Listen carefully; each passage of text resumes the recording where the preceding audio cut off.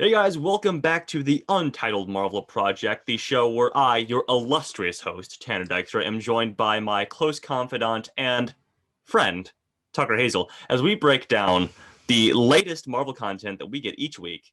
That includes this week's episode of The Falcon and the Winter Soldier, as it's colloquially known, episode 3 of that show.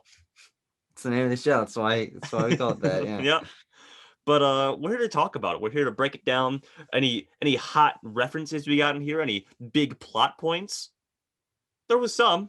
There There were was. plot points. This was. It certainly felt like a sort of a filler episode.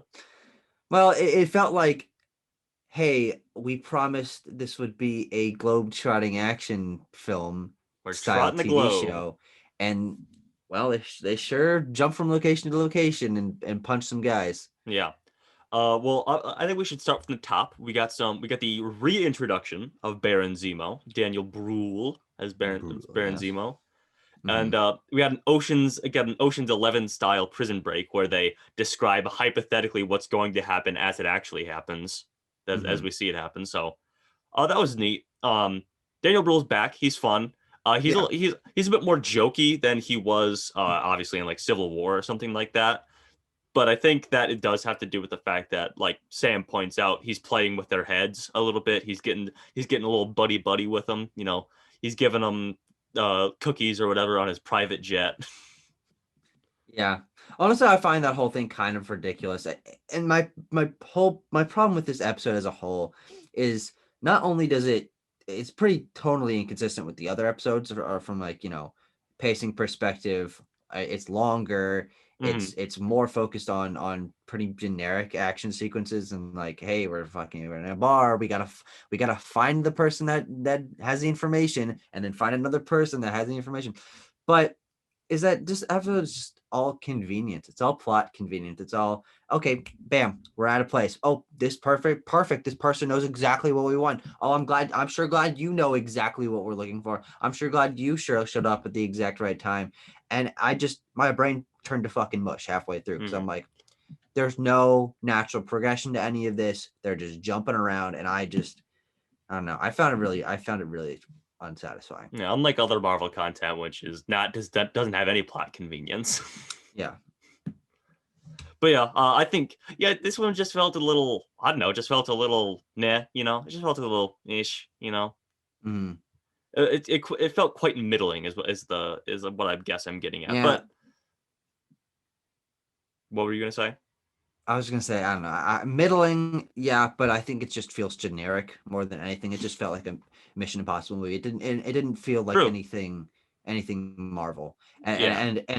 in all honesty, hand to hand combat does not do it for me. I find that completely uninteresting, You want to and see big CGI fights. I would much rather see things with flashy combat. Yes, because I find Mm. that significantly more visually appealing and creative. I think you're neglecting to realize that this episode is written by one of the guys that did John Wick. So John Wick has guns though, a lot more guns, true, this doesn't a have a lot lot more of over the guns. top stuff. Speaking of guns, though, we get it kind of surprised me, the reintroduction of Sharon Carter. I mean, we knew she was going to be in the Mhm. show, but what surprised me was, yeah, she's just killing people left and right. She shoots like 3 people within 5 minutes of being introduced, Yeah. and we learn that she's still on the run from helping Cap and Bucky Civil War. in Civil War. Yeah. And a lot of this episode takes place in the country of Maripur. Is that correct? Madripoor. Madripoor, excuse me. Yes. And Tucker informed me that that is in fact a location in the comic books. Yeah. Which is cool to see. Hmm. Uh, I don't think we're ever gonna visit it again unless it's like in a climactic battle in this episode in the series or something like that. Hmm. But it's cool to see. Hey, other places from the comics exist in this world, and I like the world being fleshed out like that. Yeah. Sharon, I don't know. I thought she was a little underwhelming. She kind of just acted as a Well, she lives up to savior, and her. then She certainly lives up to her reputation in the rest of the Marvel universe, which is like she's there. yeah. She's not that And interesting. honestly, her dialogue not particularly interesting. The actress is fine, but I just felt that the character was underutilized and not very interesting in comparison to the charm we've gotten from all the other characters, including the introduction of Baron Zemo. Hmm. She just felt kind of flat and generic, and Yeah. yeah. What else? Especially the villains in this episode. Flat and generic. Holy shit. The what? All the villains that we saw. Oh yeah, the The just one-off nondescript, note. the cannon Exactly. fodder. Yeah. Yes. Which was just that was so disappointing. And they tried throughout to humanize the Flag Smashers a little more, give Yeah. Harley a little bit of development. And honestly, while I'm glad it's happening, it felt out of place because the episode so backhanded that. Yeah. Yeah. Let's see what else. What else we get in this? Speaking of backgrounded characters, like Carly Morgenthau, like you said, in the Flag Smashers. Also, not a lot of John Walker, Lamar Hoskins in this either. Yeah. And I think that's my problem with what these episodes have been doing so far is it just feels imbalanced. They're going all one or the other for each episode instead of having a balance. And I think the reason WandaVision, I think, worked a little better in this regard is that it ended up working into a balance between the two of them. And we can hope that that'll happen. But it just ended up feeling every time we saw John Walker in this episode, it's like, oh yeah, that's right. He's also here. Yeah. Give some development to him or, further his story a little bit, which didn't really happen. The scene that they had was like, yeah, I knew that was going to happen. Well, here's the thing. I think it furthers my personal theory that he's going to be a villain in this because he's like, you know who I am. You should listen to me. Mm-hmm. He's more abusing and misunderstanding the title of Captain America. Sure, yeah. So yeah, villain time for John Walker. Also, side note, and I doubt anyone who watches these has done this because I'd like to think that our audience is pretty rational human beings. But don't send Wyatt Russell death threats just because you don't like John Walker. Don't be an imbecile and do that, okay?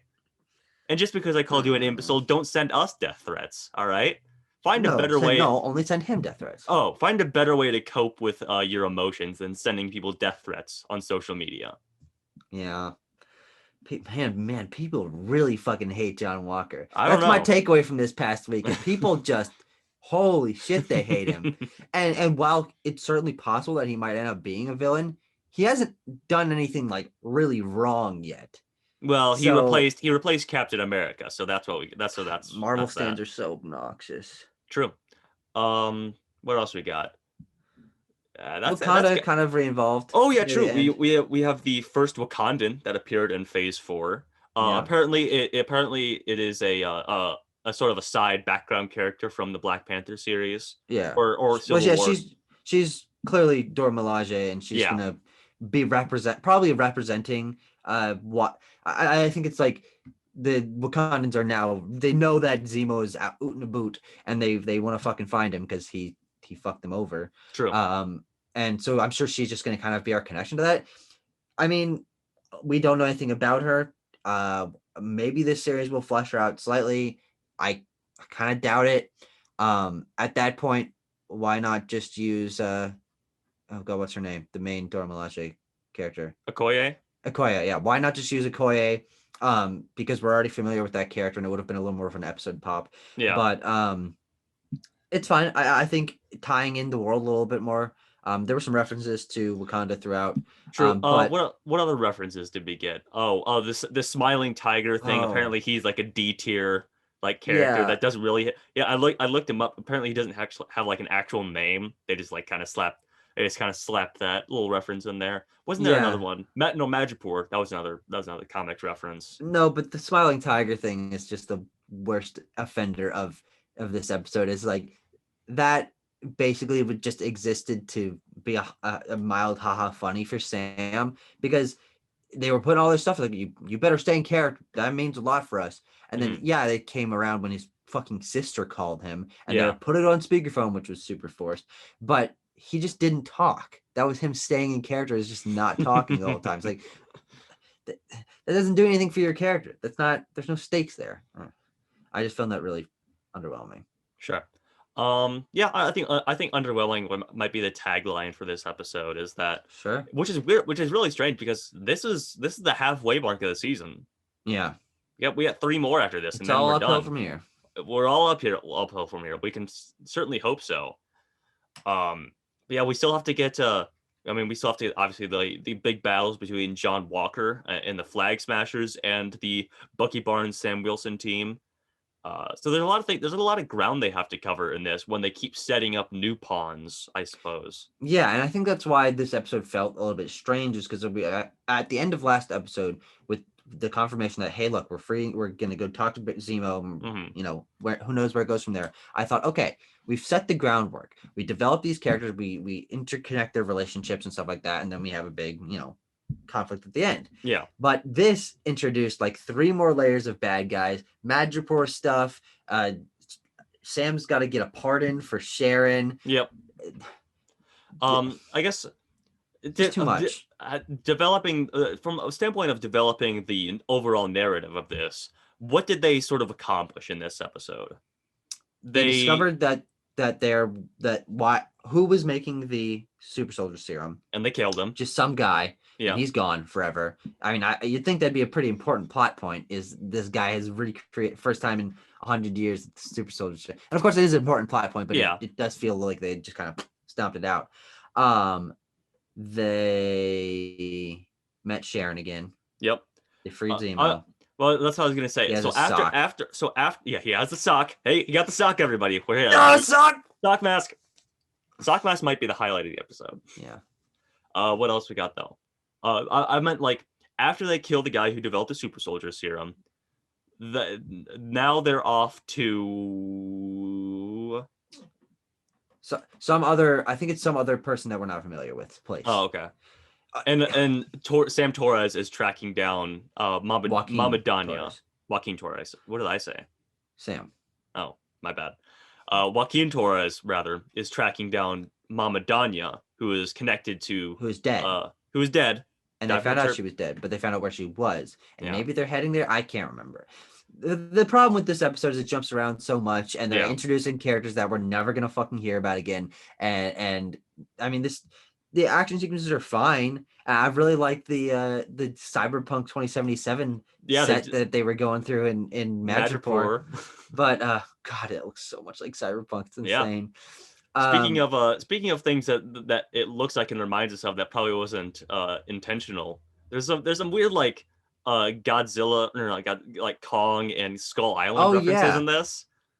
I was which just stuck out to me because obviously we watched Godzilla versus Kong last night. We did. Yes.